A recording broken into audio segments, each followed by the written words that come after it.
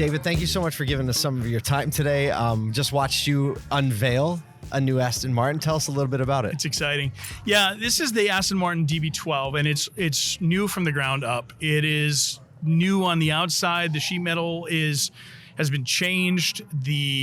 You still have like that hallmark S grill, the Bond-esque DB5 look to it. That's what everybody thinks of. The silhouette is still definitely Aston Martin, but there's a lot of new technical enhancements. There is like the interior is new. I think that's something that Aston Martin owners have always spoke about, the beauty of the interior, but they're bringing it into a new age now with even more opulence, better electronics. Yeah, it's a step up, I think. Well, so Aston Martin buyers are different than Ferrari buyers, or different than other, and your company, your firm really helps identify the differentiations. We talk a lot about what's in the consumer's mind, even like, a lot of our listeners and viewers are more retail automotive on the non-ultra luxury side. I guess I'll say that. So, but tell me some of the differences in the Aston Martin customer and how you go about distinguishing those things. So I think we can probably take away a few things from a psychographic marketing mindset. Aston Martin people like to drive, and you could say that about Porsche people. You could say that about Ferrari people or Lamborghini people, but Aston Martin owners are not always concerned about numbers. And the numbers on the DB12 are impressive. You're 3.5 seconds to 60, and you got class leading 671 horsepower. But the experience for an Aston Martin owner is greater than just the numbers. Okay. So Aston Martin owners are guys who will drive on a weekend, and they will go 4 hours out to a beautiful place to have lunch and maybe stay overnight. It's an experience for an Aston Martin owner.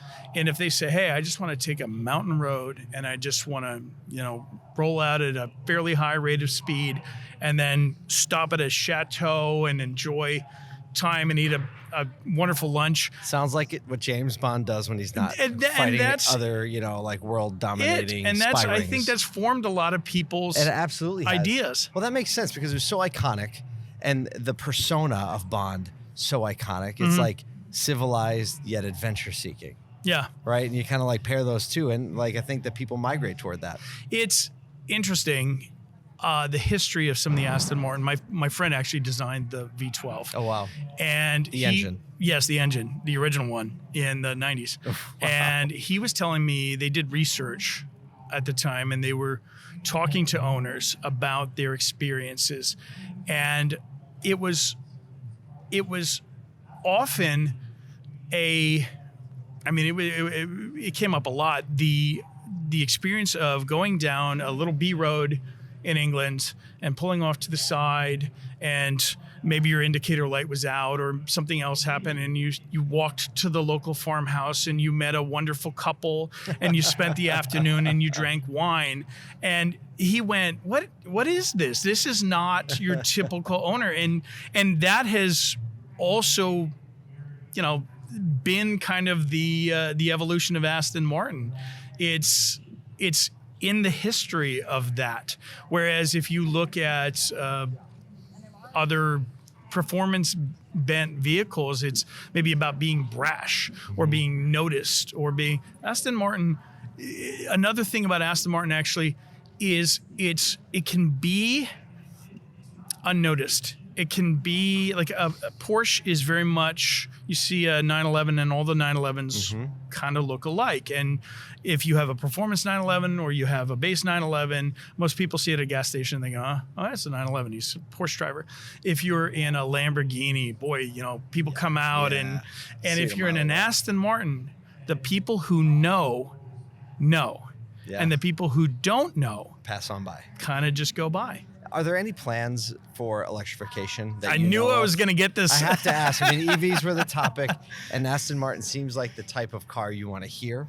Yeah. And when you're driving it, but I don't know. Have you heard any talk? Or is the company saying anything about it? Valhalla is a hybrid, actually. Oh, okay. So it's 998 horsepower, and it is a performance hybrid, but they are working on that technology. They want the hybrid and then the future EV to be something special, something very special. So there's nothing I can really discuss right now, but I would say Valhalla, if you look at it, it is very much a performance-bent vehicle, but it is a hybrid powertrain. Well, David, thank you so much for giving us a few minutes of your time. It was a lot of fun to watch the product reveal, and I'm going to go take a closer look at the car. Awesome. Thank you. Enjoy. I'm sitting here with Jim, the sales manager at Rolls-Royce Washington, which is probably not the most typical sales manager job in the world of what sales managers That's for like sure. Yeah. And it's fun. Yeah, that's awesome. So is Highline always been a part of your automotive journey? It has been from day one. My first job in the car business was Mercedes-Benz and BMW. Okay, yeah. Which is a little different than Rolls-Royce. And you've just gone up the expense list ever since then. I really have, yep. So you were here at Public Policy Day, and there's a ton of conversation around electric vehicles. And we've got over here, sitting behind us, the most recent release of Rolls-Royce and their electric vehicle, the Spectre. Tell us a little bit about how that launch has been accepted by the Rolls-Royce and that community. Well, we started taking orders for the car a little over a year ago. We had renderings. People knew what it was going to look like. They had an idea of what the price was going to be. Most of the questions were around price and range. They were not willing to commit to a range at that point. They said it would be similar to a gasoline-powered Rolls-Royce, and it is. And then we finally announced price and finally announced range, and the orders are still coming in. Wow. We're sold out about 18 months of production now.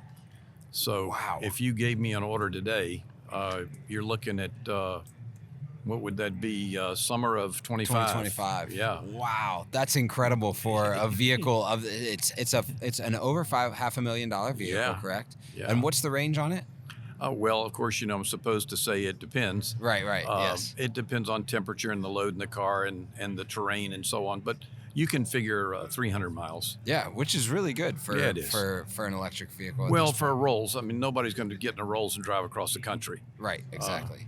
So here's my question, and I think this is important because a lot of people may look at Highline dealers and go, it's just a different world. It's and in some respects it is, but it's still people buying cars.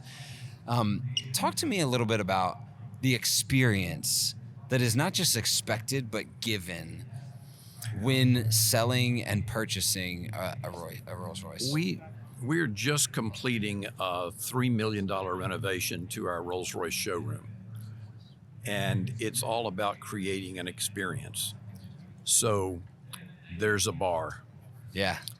And in that bar, we have it all. We've got an espresso machine, we've got beer, we've got wine, we've got soft drinks, we've got whatever you want to start the process. There's a separate configuration room, which is very private. You go in and close the door. In there are literally hundreds of samples of paint, leathers, stitchings, and other things that you can specify, tread plates, carpets, headliners, convertible tops, all of these things for a customer to feel and touch. And then I've got computer graphics where I can take their spec and put it up on the screen so they can see exactly what their car is going to look like when it arrives in the store.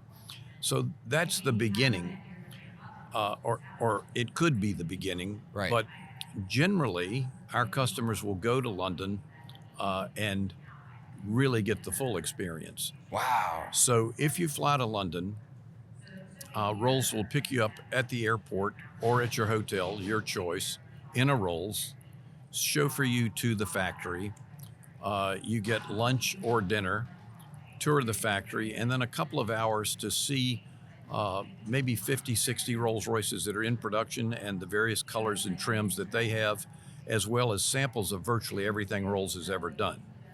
So it's a special experience. A number of my customers have done it, and they come back overwhelmed. I'm sure. Because they do 2 a day.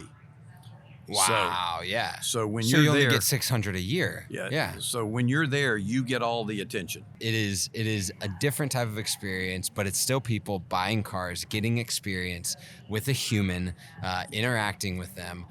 You right before we jumped in, you were talking also a lot about what you do in the community to give back and to support the community through charitable works. Talk a little bit about like what you're actually doing, and how you get that done. The sports cars are a critical part of our business.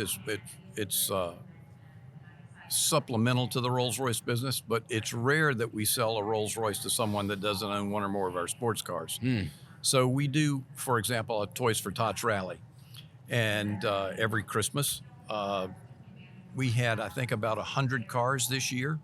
Everybody comes with a toy or more. Some people come with 20 or 30 toys.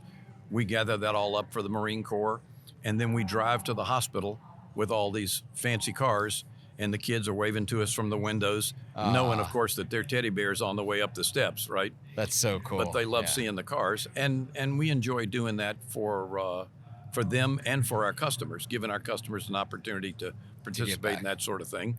That's really cool that you get it's not just like, a few people from the dealership. It's like, we're going to bring the whole customer community in to do this thing for our community. Yeah. And we'll have, in the summer, we'll do what we call Dawn Patrol, which is the guys come out before the sun comes up. We get all the cars set up and take off to a venue, whether it's a breakfast venue or a winery or something like that. And it costs $150 to do it, but the money all goes to a charity. I love it. And we rotate those. Yep. So our customers can afford to do it, and it's our way of facilitating that sort of thing. We don't pick the charity, they do. I love that. That's awesome.